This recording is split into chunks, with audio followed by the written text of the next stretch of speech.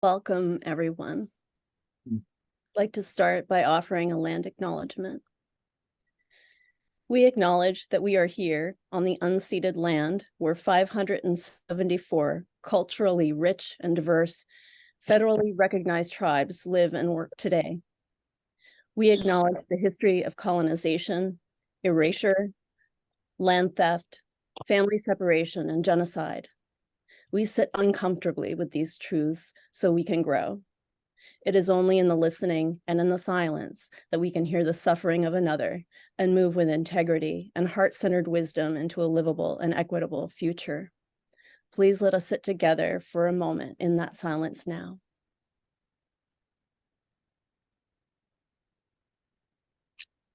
Thank you.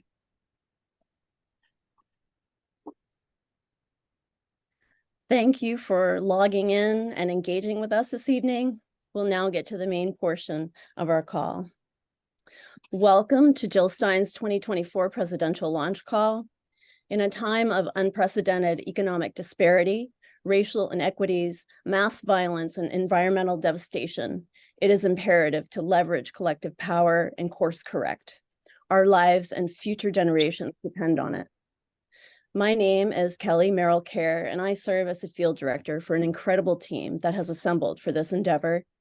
We are organizers, activists, and working class people, and this presidential election already promises to be different. With voter dissatisfaction at a record high, 63% of voters say that an alternative is needed and people are hungry for change. Jill Stein and the Green Party unapologetically offer that political alternative to the ruling corporate war parties. We are putting forward a pro-worker, anti-war climate emergency agenda. U.S. leadership has failed the citizens of this country and the citizens of the world as we engage in endless war and conquest, promote the privatization and extraction of resources, and then teeter at the brink of climate collapse. Today, we welcome guest speakers who will address the critical issues of our day. We will then hear from Jill and also take questions from the audience. We are proud to gather here with you tonight as we gain insights from our honored guests into the struggle of workers, oppressed peoples everywhere, and the planet herself. I now introduce our first speaker. Those of us who belong to frontline communities or who work in relationship with frontline communities know exactly where power lies. It lies in people. It lives on the streets and in protest and in the pipelines and in our collective resistance. For workers, it is the warehouse and in the break room and in conversations at the bus stop where Chris Smalls stood every day for over 300 days to organize a union in the face of the second largest corporation in the world and the second largest private employer in the US. While Amazon's revenues for the last year topped over 500 million, workers endured 14-hour days without breaks and relied on plastic bottles to relieve themselves. Power lies in the relationships and conversations and common ground that we establish with fellow humans. Chris Smalls is an inspiring human who understands this well. He is an American labor organizer who insists on the constitutional right to organize and create collective power. Please welcome Chris Smalls. Hello, everybody. Hello, hello, hello. Thank you all for inviting me to this space. Thank you, Jill, for running this great opportunity. I'm happy to share my brief journey, but very necessary in the times that we're in. For those who don't know, once again, my name is Chris Smalls, former Amazon employee for nearly 5 years, and now the current president of the Amazon Labor Union, the first union in American history for Amazon workers, representing over 8,300 members right here in Staten Island, New York City. Well, there's a lot that's been going on in my last few years of my journey. So when I think about the times that we're in right now, as a young adult, being in my 30s, a lot of people, when we talk about electoral politics, they're not really in tune to how politics even work, who's representing them, how decisions are being made, and the choices that are being made by a government they're not really being made by the young adults that I grew up in my generation. So when I'm looking into the future, and even in my short time of organizing, it's very plain and simple to me. And I can talk from experience. Meeting this administration, I met a lot of Democrats, especially on the state, local, city level, you name it, federal level, all the way to the White House. You may have seen me meeting Joe Biden last year, and I was one of 6 unions that was invited. And when I left that day, and that was I believe it was last April. When I left the White House that day after sitting down and talking to our president, I didn't feel as if I had hope. I didn't feel as if there was a solution coming. I didn't feel as if there was a cavalry coming. Instead, I felt that there was an emptiness. There was a disconnect, and the time is running out. If you're talking about the time that we're in right now, going up into this next election, it's very gray right now, especially what's going on in Gaza. Things don't look as promising as it should for our future. And I noticed that the same day I walked out of that White House last year. The decision makers uh, in power are not in our best interests.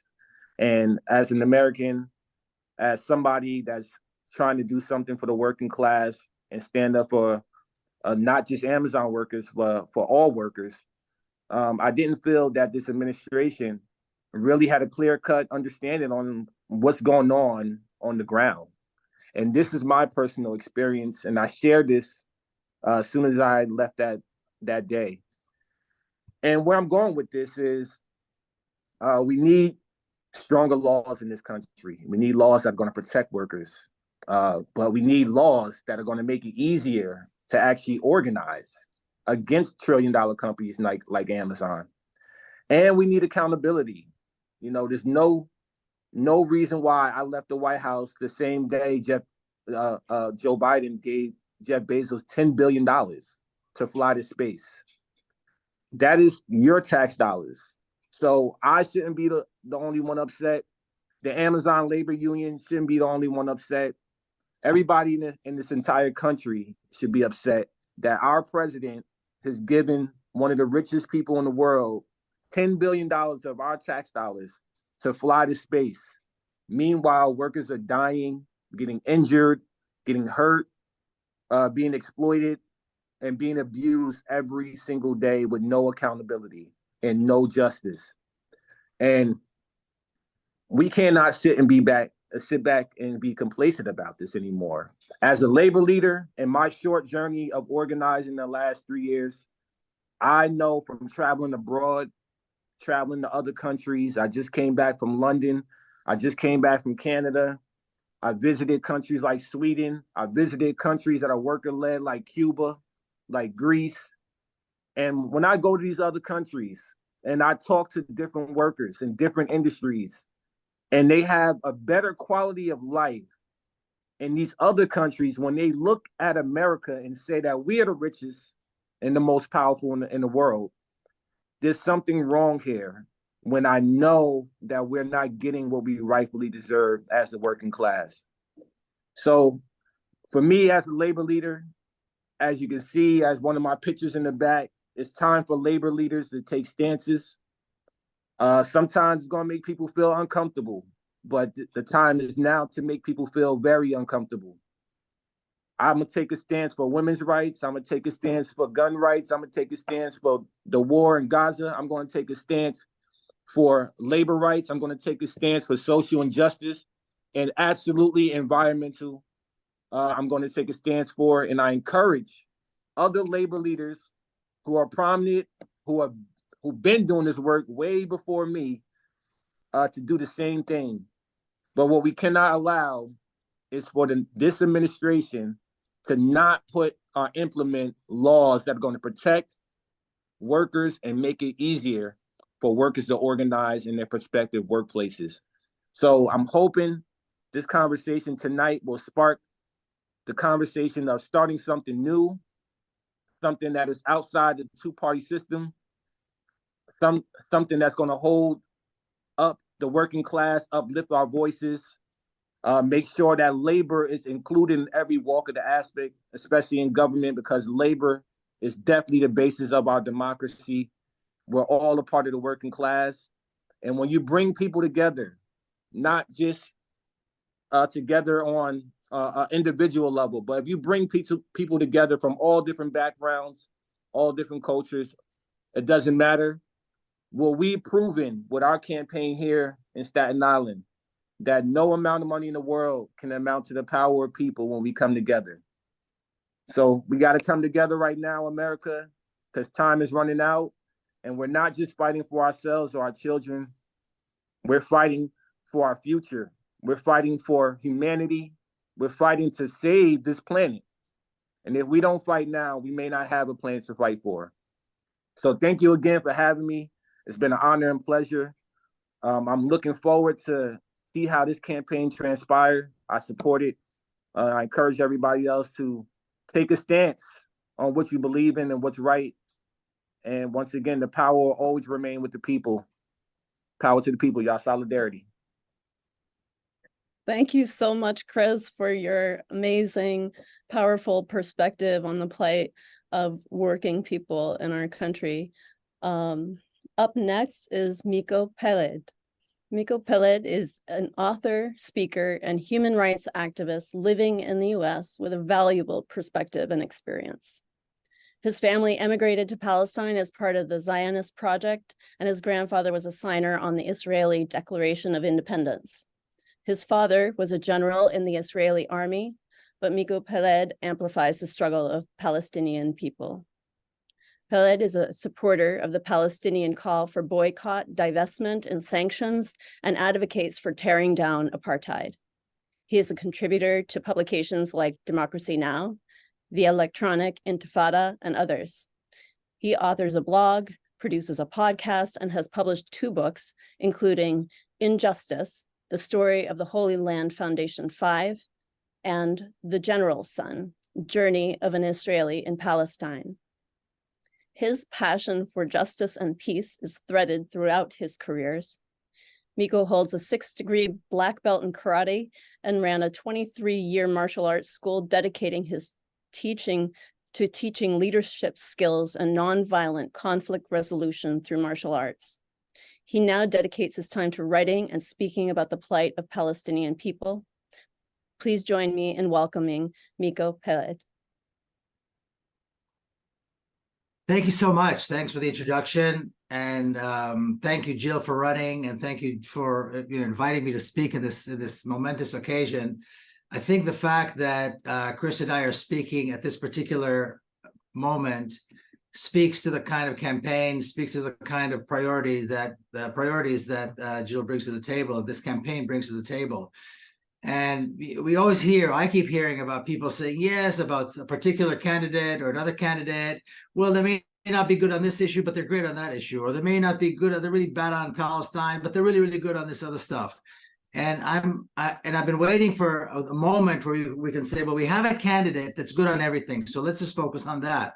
Why do we always have to pick the lesser of how many ever evils there are out there? Why can't we have a candidate that's good on all the issues? And Chris, touched on all the important issues, and and of course, I believe we all agree with how important these issues all are, from labor to the environment to women's reproductive rights, and on and on and on. And the issue that obviously I bring to the table is the issue of Palestine. And when people say, well, somebody's really good on all these issues, so they're not great on Palestine, but they're good on all these other issues, I always say, look, the issue of Palestine costs Americans $4 billion or close to $4 billion. And that's just the official number for the foreign aid package. There's billions and billions of dollars going to Israel in all other ways, shapes, and forms, tax reliefs and debt reliefs and all kinds of NGOs that send money. But that's not the only issue. The support for Israel is something that it's like excuse me, the expression, it's like a cancer. It has touched on every single aspect of our lives.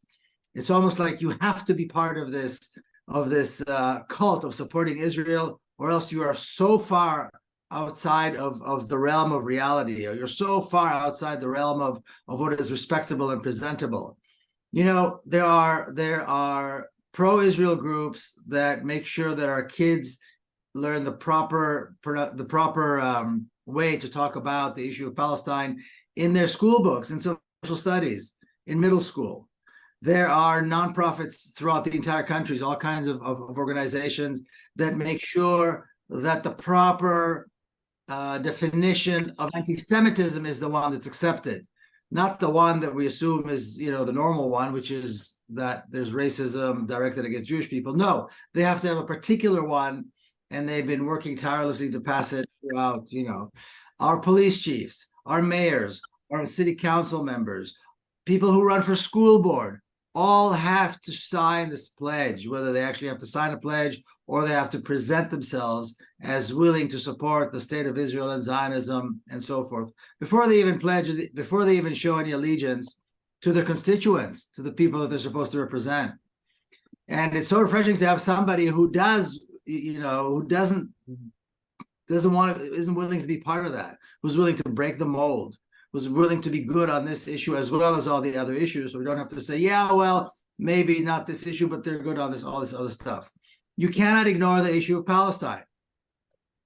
You can't ignore it in terms of the money that's being spent, in terms of how it's touched on every aspect of American life is touched by this.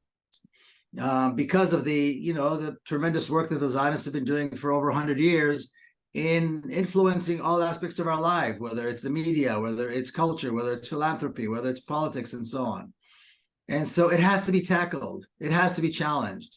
What is happening now in Gaza is it's beyond words. It's a kind of brutality that is beyond words. And to hear American politicians, to hear public figures describe it as some kind of a justifiable action, whether they call it self-defense or they call it, eradicating this group or that group, it makes no difference. This is a brutal assault on the Palestinian people for one reason and one reason only: the attempt to eliminate the Palestinian people, to destroy their country, to destroy their monuments, to destroy their memory, to destroy their history, and to destroy Palestinians as a people. What we're seeing now is just that.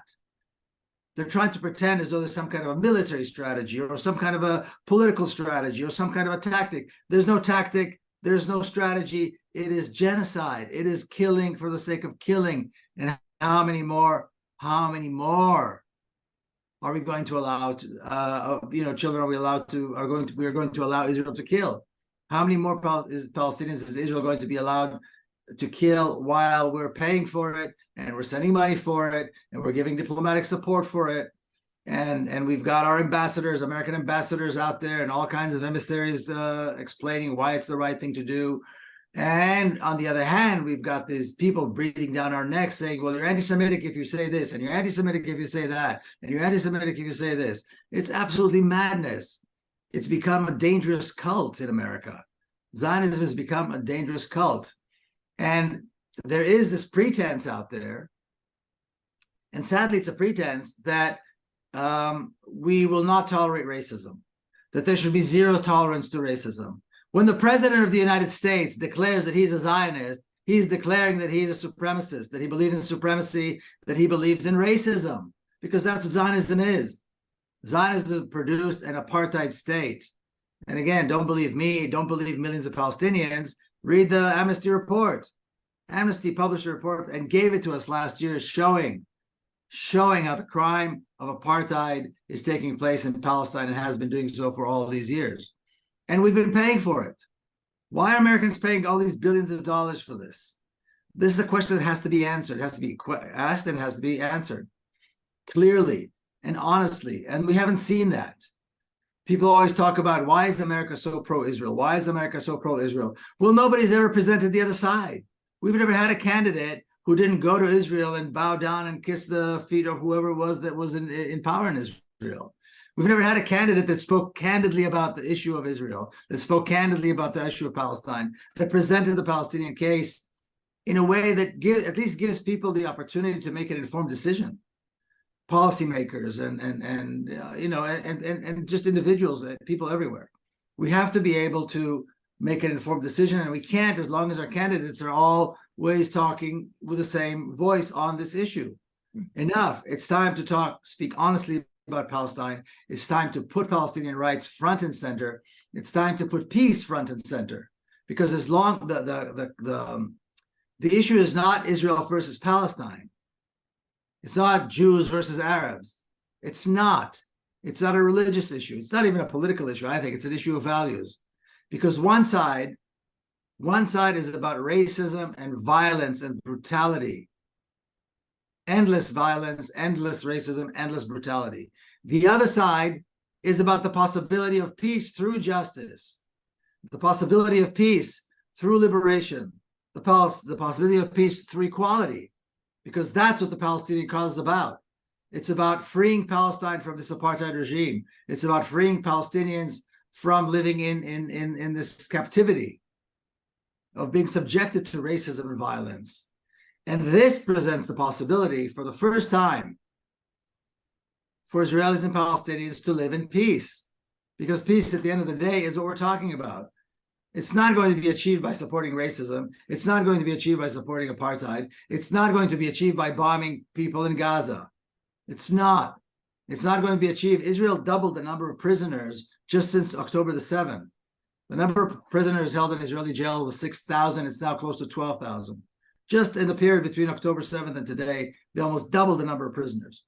These are kids and women and political activists. That's what these people are, and just people who happen to be Palestinians. That's the criteria for incarceration of Palestinians. So I want to invite everybody. To join this campaign, to join this movement. I think what Jill brings to the table is more than a campaign. It's a movement. It's a rebellion. And this is the time for it. American politics, we see that there's a huge vacuum right now. There's a huge vacuum in American politics right now. I don't remember ever seeing something like this. There's a huge opportunity, I believe, that the October 7th tragedy, what we've been seeing, this tragedy, this brutality against people in Gaza. But it seems to me like this could be a watershed moment.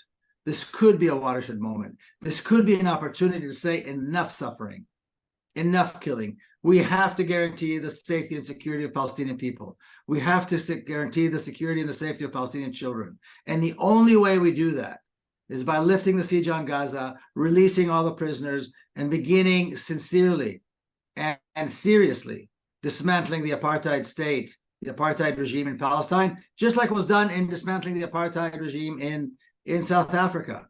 There's already a playbook. We know how to do this, but we need a candidate with courage. We need a candidate with vision. We need a movement that has the energy to move forward and fight this, this very, very formidable opponent, which is the support for Israel.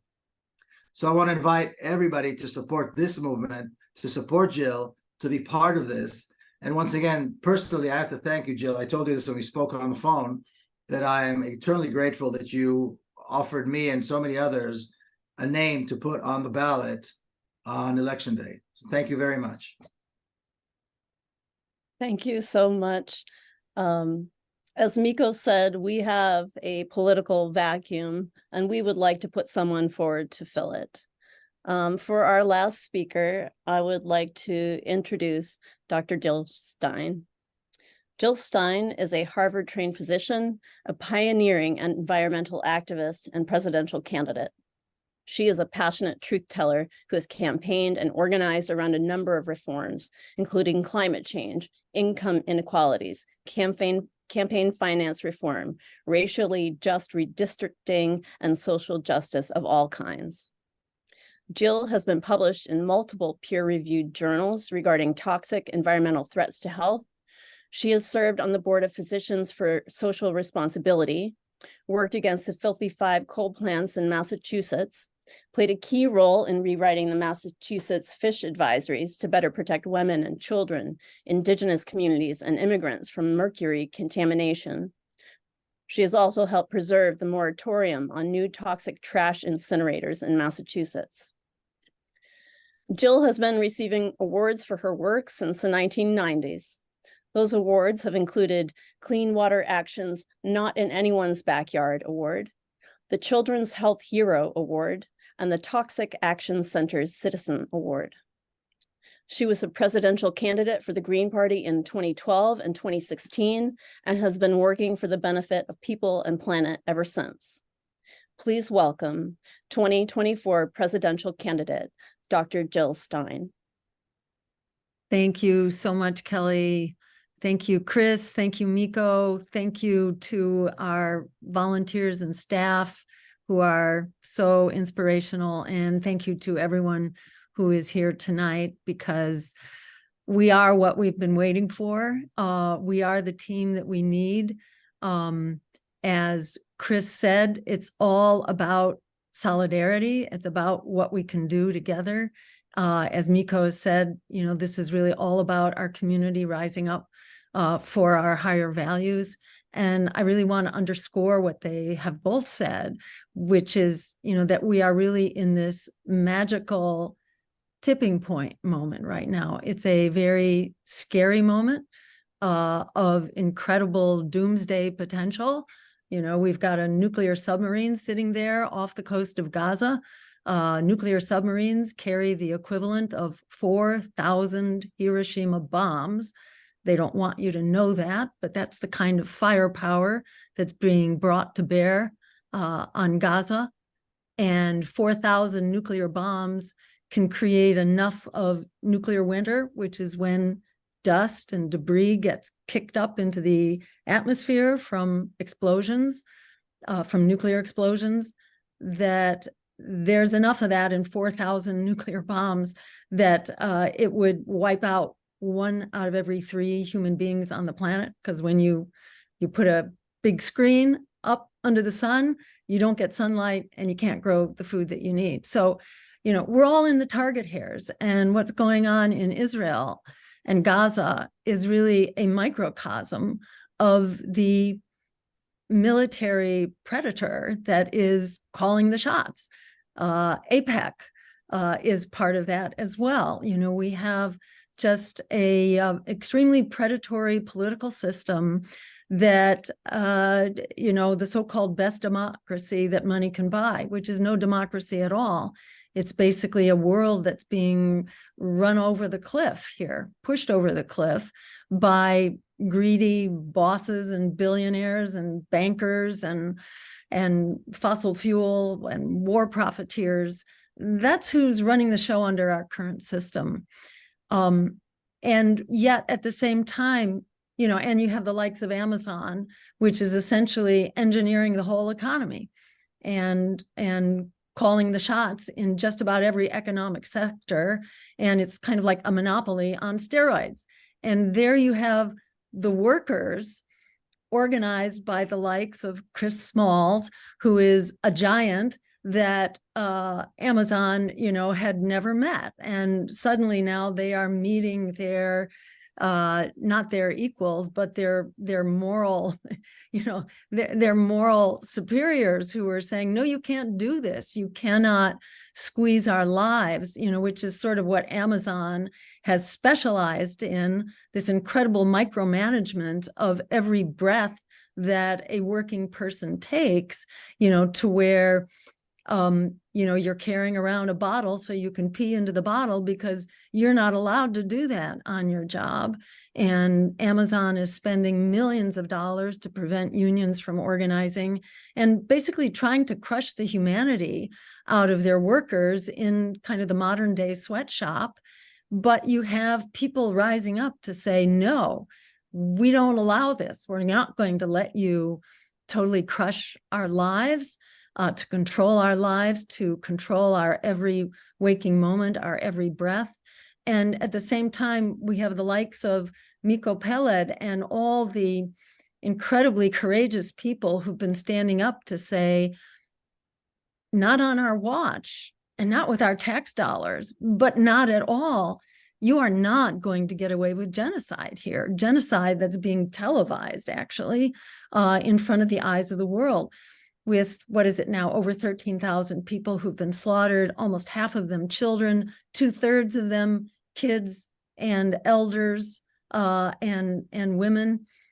You know, to look at this, it doesn't pass the laugh test for anything except a genocidal ethnic cleansing plan. It's just jaw-dropping, you know, and now we learn that, oh, guess what? There's also fossil fuels off the coast of Gaza, like billions worth. You know, I think it's like on the order of $500 billion, even if I recall the numbers correctly, but it's a huge amount of money, you know. So is that why Gaza is being flattened right now? So that, you know, so that you can just have this complete, you know, sort of urban renewal on a just massive scale, get everybody out of there. So you have the new regime coming in, which will be a fossil fuel bonanza.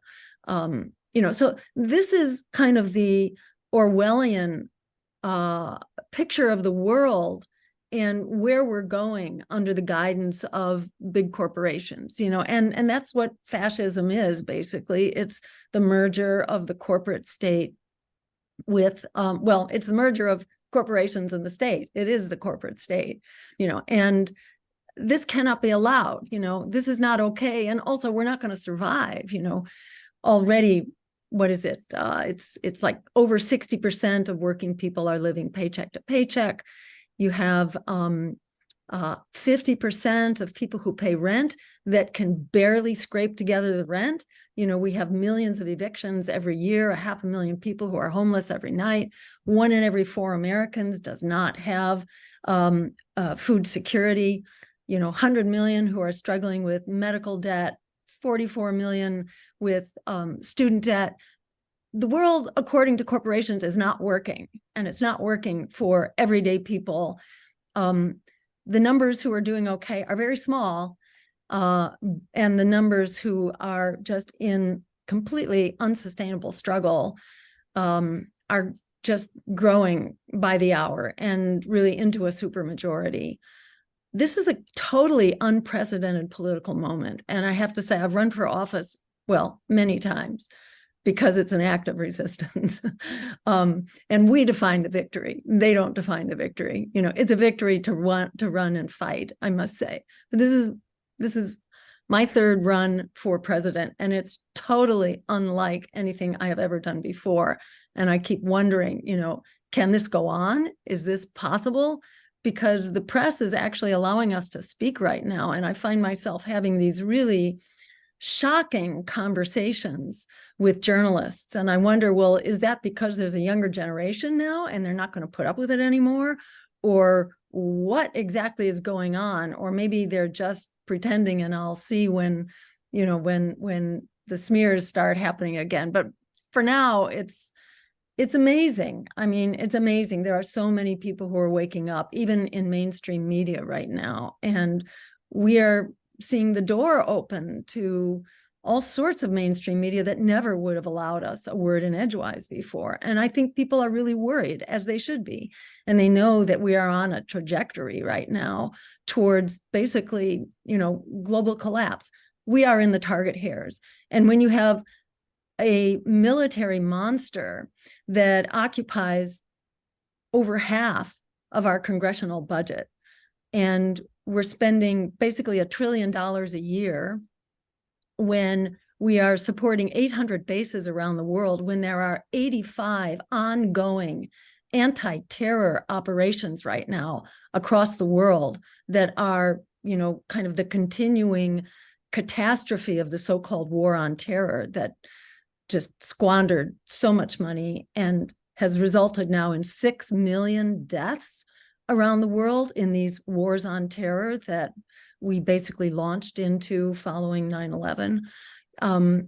You know, when our world is really framed around militarism, which is our dominant expenditure, we are in the target hairs. We're all in the crosshairs of that militarism, which is impoverishing us and it's endangering us. And when we have right now, not one, not two, but three areas of conflict that could all hit some tripwires into a nuclear exchange, which can wipe us all out. Nuclear exchanges don't happen over there. They're all global, because what gets kicked up in nuclear explosion goes into the sky and it gets distributed very quickly, like within a week or two, it's everywhere.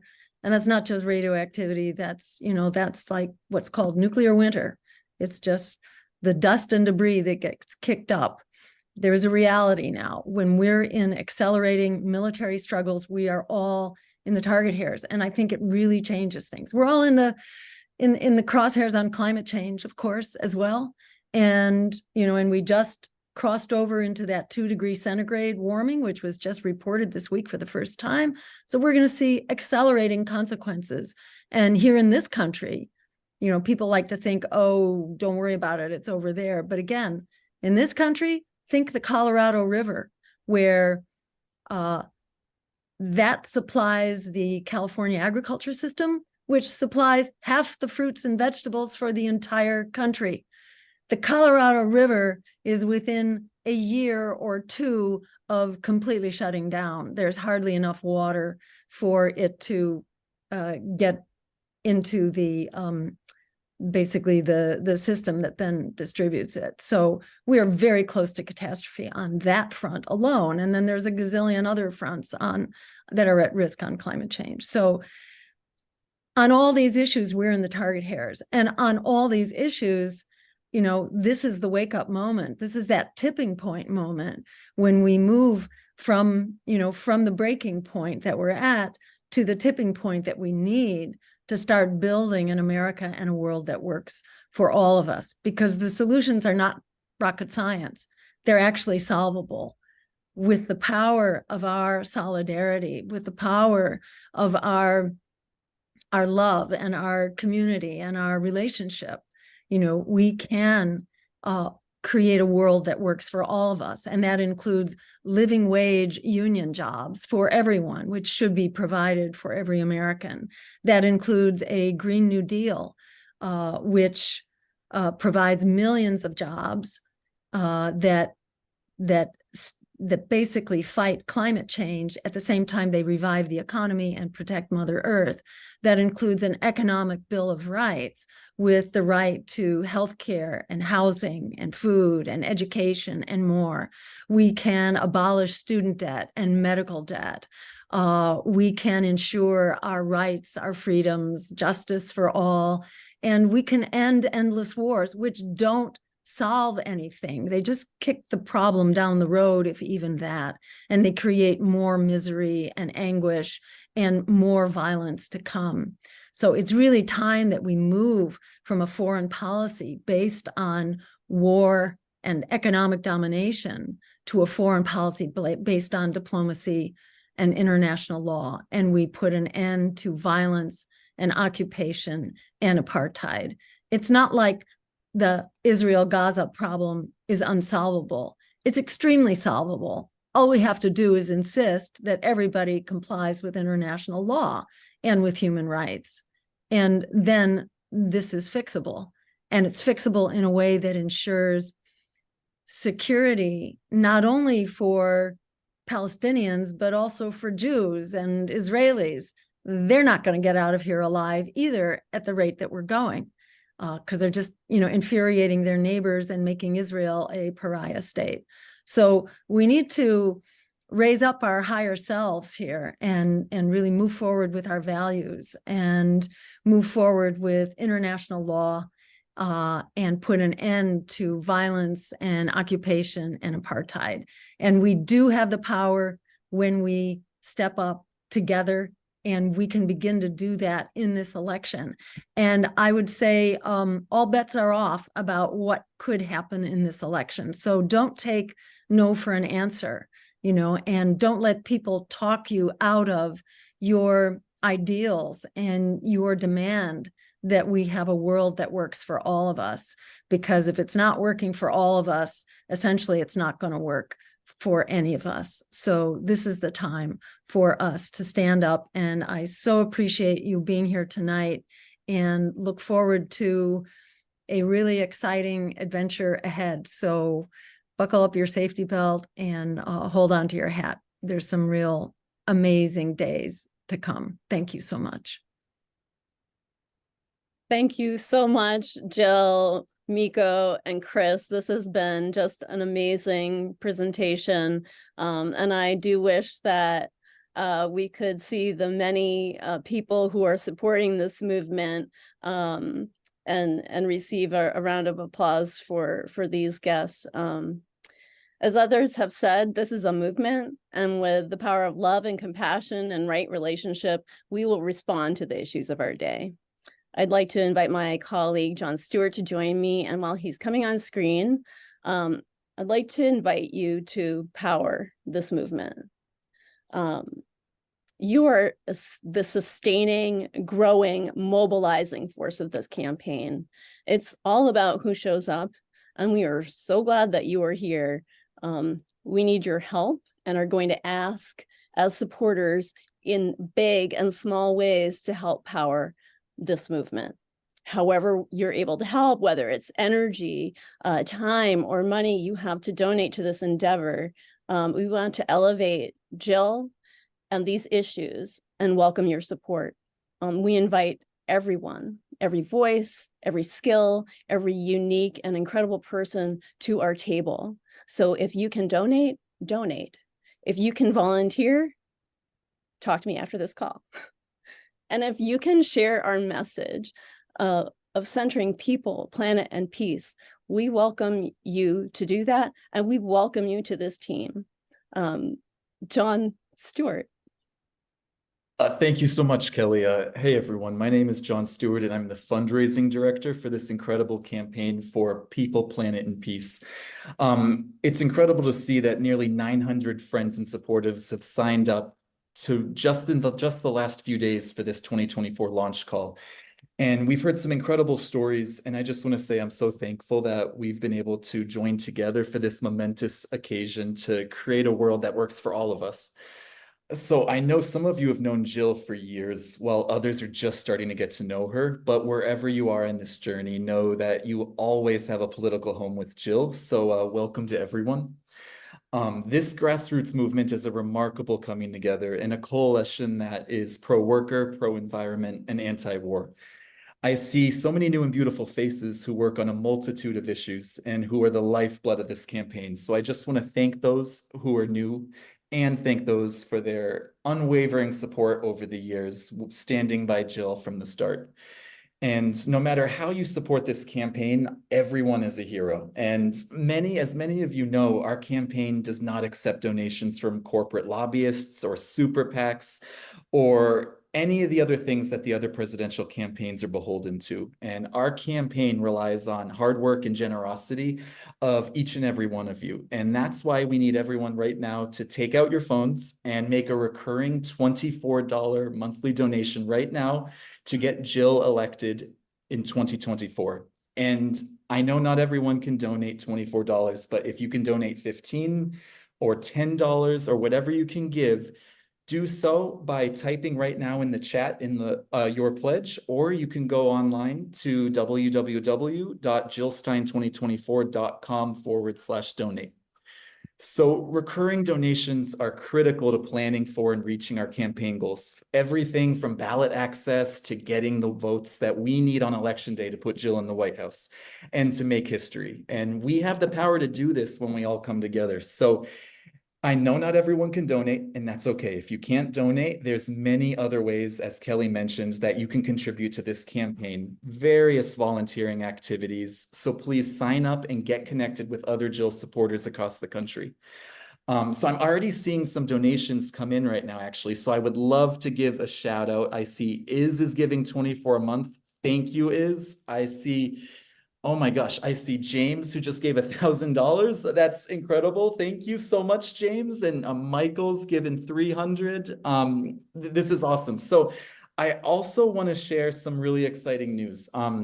Thanks to the generous commitments over the past week, actually, we've been able to get $10,000 in matching funds if we can raise 10,000 on this call or by the end of tonight. So I know a lot of you are thinking about giving right now. If you're able to, now is the time with that match. And if you're able to, can I call on anybody to max out right now? The maximum contribution we can receive during the primary campaign is $3,300. So do I see anybody willing to match out? I'm going to look in the chat while I finish just the last few words.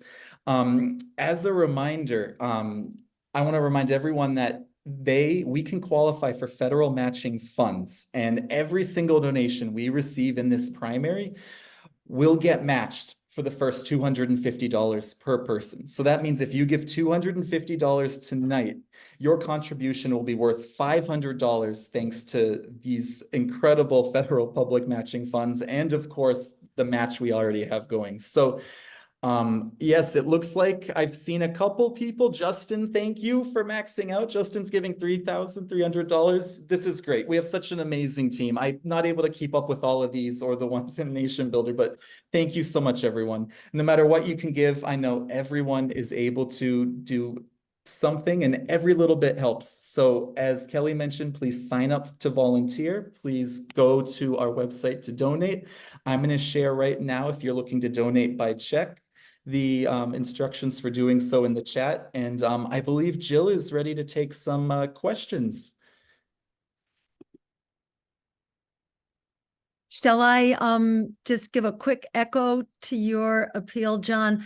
I just want people to know, how much it means. I mean, your support in any dimension is wonderful, and that is our lifeblood, whether you're volunteering or you're making a financial contribution, whatever it is, we're only as strong as our community. And thank you for whatever it is you offer. In particular, our financial contributions help us fight the power. And that's very specific because we have to be on the ballot. And that may be why the press is actually cutting us quite a bit of slack this time, at least for now, knock on wood, because we are the only campaign of the several independents. For once, we're not like the only independent that's getting smeared out there for being, for daring to fight the power. There's a bunch of us now, as a sign of the times. And our doing that is dependent on our ability to get on the ballot. We are the one and only. RFK hasn't done it before. Dr. West, bless his heart, has not done it before. We are, believe it or not, we are 80% of the way in terms of our expenses for getting on the ballot. We don't quite have half the ballot lines yet, but we have the really difficult high requirement states already done. Most of them are already done.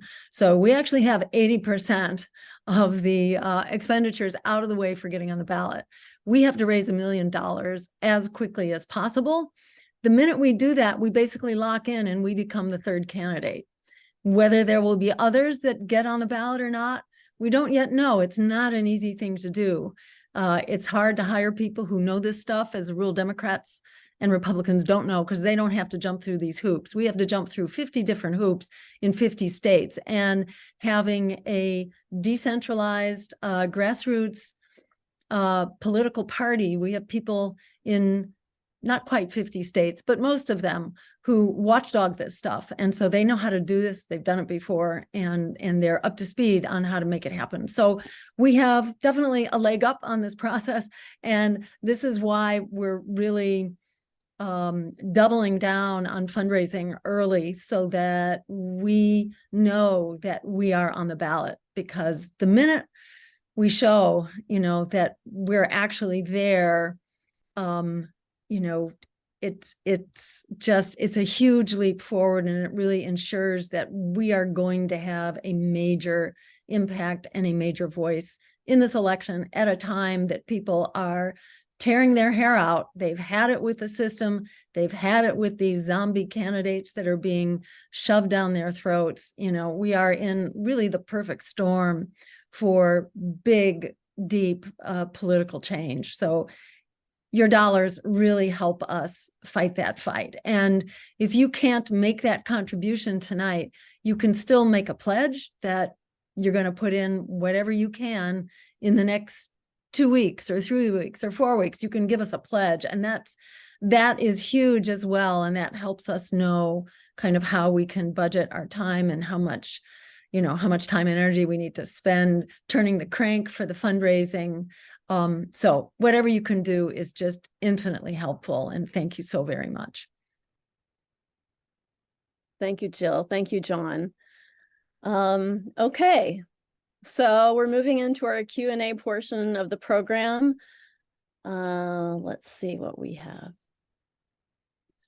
Okay, from Noman, what are the biggest foreign policy challenges in your view?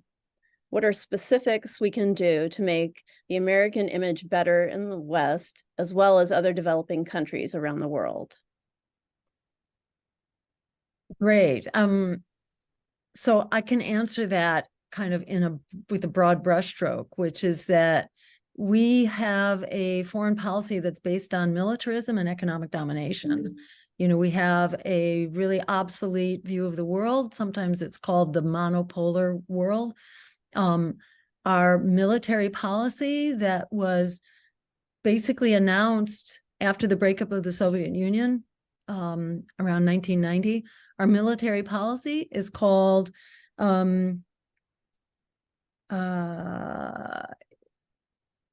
spectrum dominance, meaning that we dominate all spheres of potential combat all over the world. So we're it. And that same policy says that we will not tolerate the rise of even a regional power. We will not tolerate it, whether friend or foe. We will not allow any other country to have power.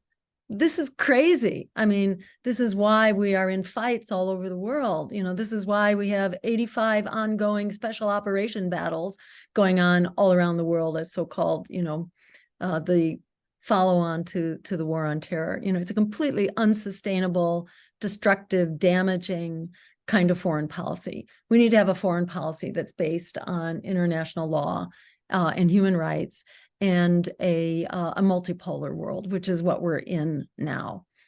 And that's how we move forward. Thanks, Jill. And I want to mention to people in the audience, we will be reading through every single one of these comments. There's so much valuable information flying by in the chat, and so many warm words from people, and we will save this chat and we will be going over it as a team. I really appreciate it, everybody. So here's the next question. What is the best answer to what about Trump? I would say, what about them all? I mean, I regard Trump as a terrible danger, a misleading, deceptive, predatory politician. I don't regard Trump as uniquely dangerous. To my mind, they're all dangerous. And, Trump did not start any new wars. And right now we have Joe Biden on, potentially heading towards nuclear war in 3 places. I don't think that's okay either. And that may be arguably more dangerous than anything else. I don't think, Trump is the only danger to democracy. Yes, he is a danger to democracy, absolutely. But it's also a danger to democracy to be throwing your competitors off the ballot. That's what the Democrats do. They throw Greens off the ballot, and they also, they do all sorts of dirty tricks to try to, prevent competitors from getting on the ballot. I don't think it's okay to be undermining our civil liberties, our rights to protest, to free speech. If you look at what's going on at Cop City right now, where it's become you're criminalized if you're protesting where you're considered a terrorist for for getting out and peacefully protesting Cop City. You have 60 some people who are being tried as environmental terrorists under RICO laws. It's and could spend decades in prison. This is also a danger to democracy. Yes, it's a danger to democracy to overturn elections, but it's also a danger to democracy to be throwing your competitors off the ballot. So I regard all of that as dangerous. And, I think it makes it really, really important that we take ourselves very seriously and we stand up and we demand that real solutions be put on the table and we not silence ourselves. Right now, it's looking like Joe Biden is going to lose anyhow. So we should silence ourselves so that he doesn't lose. So, embarrassingly, that's ridiculous. We need a democracy here. We're not going to fix this without asserting our democracy. And, that begins by standing up and demanding your right to vote. The right to vote doesn't mean a thing unless you have a right to vote for the candidate who represents you. So I'd say reject the propaganda that tells you that you are powerless and you have to simply, rubber stamp the corporate candidates that are being rammed down your throats by the parties of war on Wall Street. Thanks, Jill. I'd like to also invite Miko and Chris to comment on either one of these questions. What can we do to improve the US's reputation here and abroad? And to the question of what about Trump? Should we be fearful? How should we behave in this moment? Sure. Well, I can tell you one thing the U.S. could do right now is definitely listen to their youth. If one thing they haven't learned is that the younger generation is leading the charge, and if you don't listen to them, we will rebel. And you're seeing that now. And of course, the U.S. is taking the stance of the corporations and the military. And we see that they are blatantly ignoring overwhelmingly the support of Palestine. So they basically are saying to us, the younger generation, we don't give a damn about your boys. We don't give a damn about your concerns. We don't give a damn about your student debt. We don't care about, whether you have a job that's going to be sustainable. We're basically going to pander to the 1% class and the billionaires. And we're going to continue giving away your tax dollars. So if you want to continue doing that, then the Democrats is for you. But if you want something that's unprecedented right now, there's something that's going to, represent the real working class of America, this is the place to be. And, as I was talking to Jill on the phone the other day, I told her, I said, I'm going to be honest with you. I ain't vote since Obama's first term when I was 18 years old. And my grandfather took me to go vote. And I haven't voted ever since. And when I hear about the Green Party and I hear about third-party candidates, there's always a negative stigma attached to it, whether it's, communism or whatever. There's always a negative stigma attached to the third party, or you just don't hear about them at all. And the same thing when you hear about unions and you're talking about labor. When you hear unions, there's always a negative stigma attached to it. There's always the corruption, or they talk about the mob still. And you hear these negative things. But we're at the time where we have to put these things to rest, where we have to put them to bed, and we have to just outright call them out and say they're BS. That there is no real stigma. We really have to take a risk that we never took before. It's going to feel uncomfortable, but when we get out on the other side and we're victorious, as we shared this moment last year in history with our Amazon union, the same thing can happen in America on a larger scale. If we put this administration out of office and we send a message saying that we want this candidacy to represent us, we're saying that the power is going to remain with the working class, and that our power is going to remain with the people.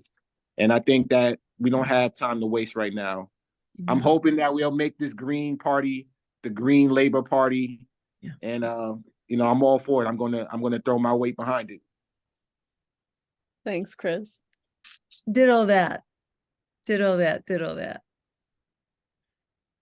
Miko, do you want to jump in? I'll just say one quick thing about foreign policy. Well, maybe a couple other things.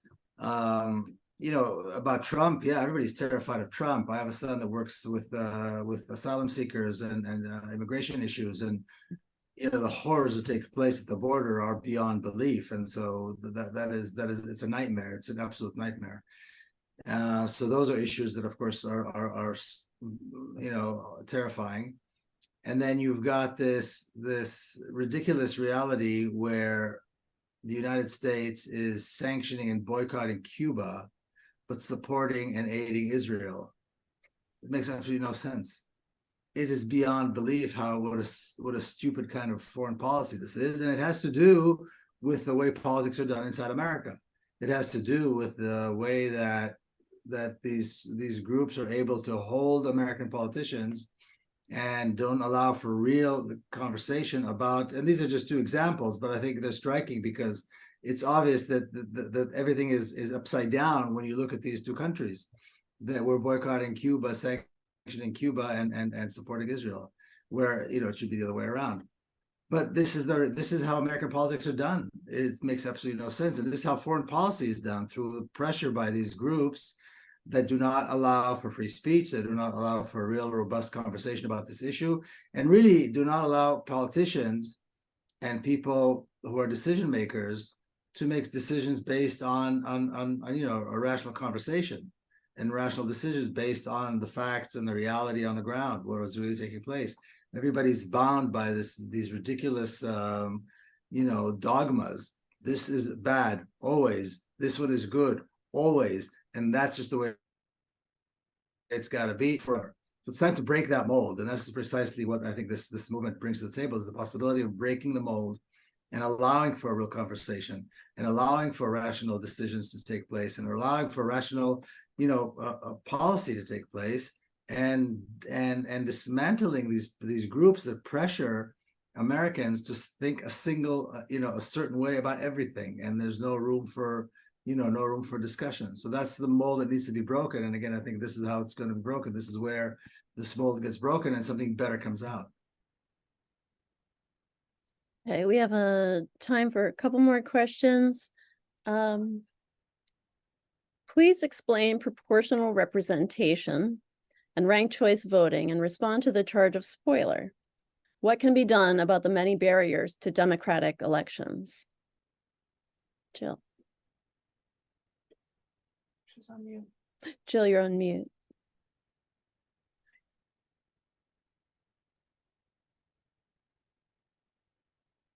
Okay, sorry about that. Yeah, there are lots of barriers to democratic elections, but it's not rocket science how to fix them. Let me start with ranked choice voting, because that's kind of the easiest thing to explain. Probably people have heard about that.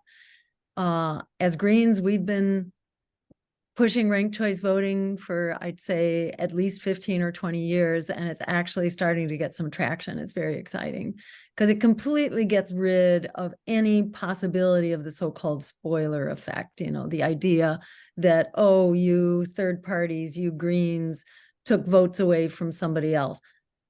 And just from the get-go, that is an anti-democratic idea, the concept that we take votes from someone. No, we earn votes. The Democrats and Republicans, they don't own your votes. They have to earn your votes.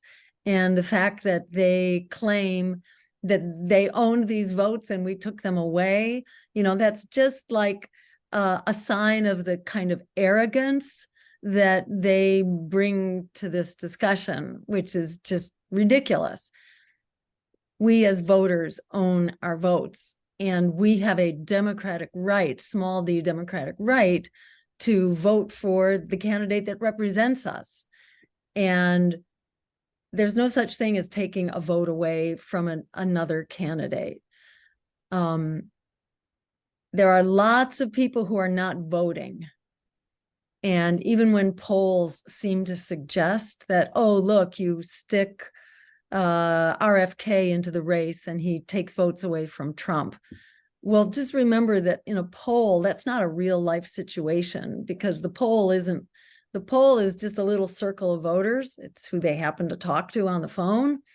But in real life, there's lots of people who might vote and might not vote, and that question, whether people are going to come out and vote or not, actually overwhelms everything else about how those votes, get traded off within that circle of voters. So I won't go into that in detail, except to say that the whole concept is just bogus.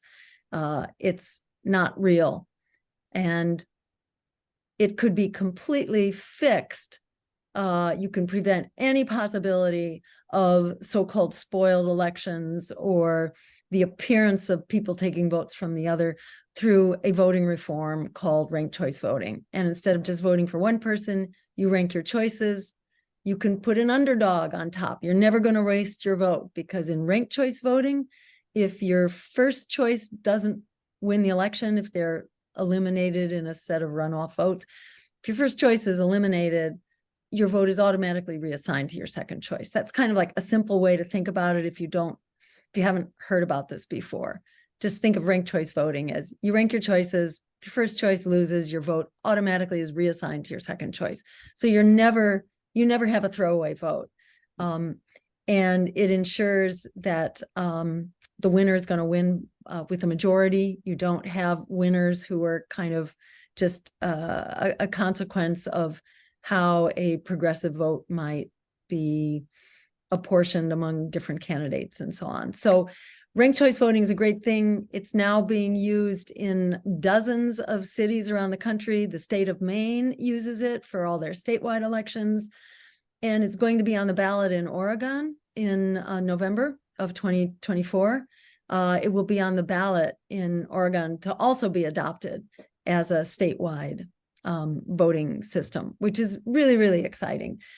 The reason the Democrats love it is because it allows them to hurl this spoiler smear against their competitors, and they would rather lose elections than not have an excuse to try to smear us. So ranked choice voting is a really great reform. Proportional representation is similar in that it ensures that, say, the number of legislators that get elected to your state legislature are proportional to the amount of votes that party gets. So say Greens got 10%, under the current system, you wouldn't have any representation. But under proportional representation, if Greens get 10% of the vote, then we get 10% of the representatives to the state legislature. So it's just a way more democratic system. And I think I've kind of addressed the issue of spoiler there in that discussion. It's just, it's a way to try to shame and blame voters and suppress the vote. So don't pay it any attention. You have a right to vote for the candidate that represents you, period. Thanks, Jill. Miko or Chris, would you like to add anything on to that? I doubt that there's anything I can add to that. Jill's got it nailed. Hey, Chris, you're on mute, Chris.